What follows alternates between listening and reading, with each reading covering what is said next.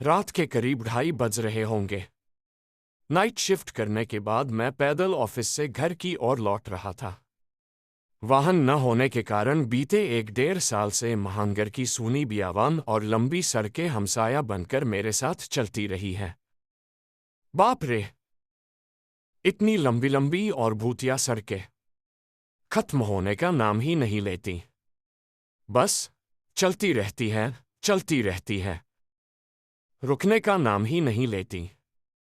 कहीं ऐसा घनघोर अंधेरा कि पैर कहाँ पड़ रहे हैं पता ही न चले, तो कहीं खंभों की लाइट से फूटते सफ़ेद झिलमिलाते प्रकाश में नहाती सड़कों की खूबसूरती देखते ही बनती है।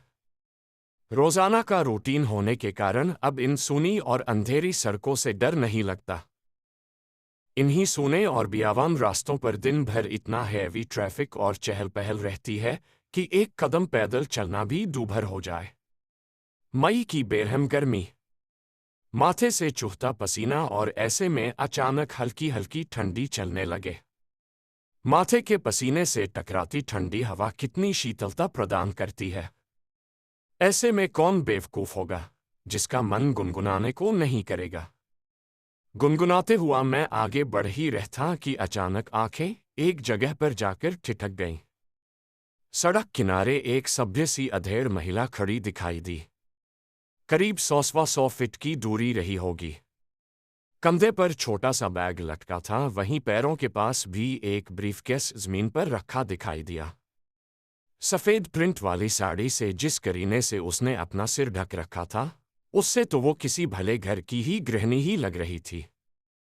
लेकिन इतनी रात गए, वो भी शहर के भीतर से गुजरने वाले हाईवे पर। कुछ अजीब सा लगा। हो सकता है मायके या ससुराल वालों ने बस में बिठा दिया हो और किसी कारण बस लेट होने पर महिला को देर रात यहाँ उतरना पड़ा हो।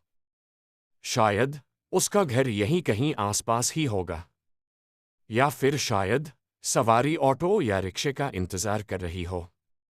लेकिन इतनी रात गए रिक्शा कहाँ मिलेगा? शायद घर का कोई परिजन गाड़ी लेकर आ रहा होगा। शायद शायद शायद सोचते हुए मैं उसके बहुत करीब आ गया।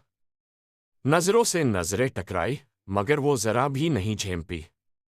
मेरी आंखों में बराबर देखती रही। भय का नामो निशान तक नहीं, वरना इतनी अंधेरी और सूनी रात में एक अकेली महिला।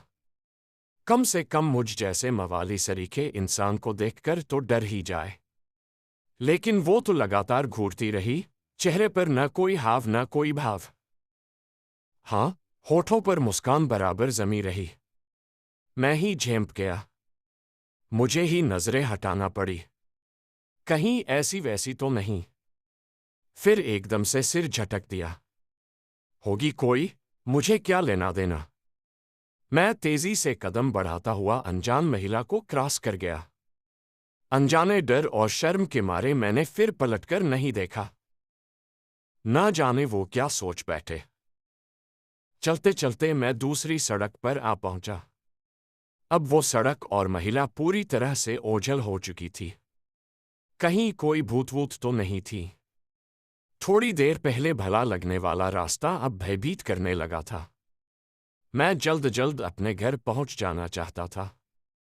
इसी तारतम्य में चाल में गजब की तेजी आ गई और बड़े बड़े डग भरने लगा।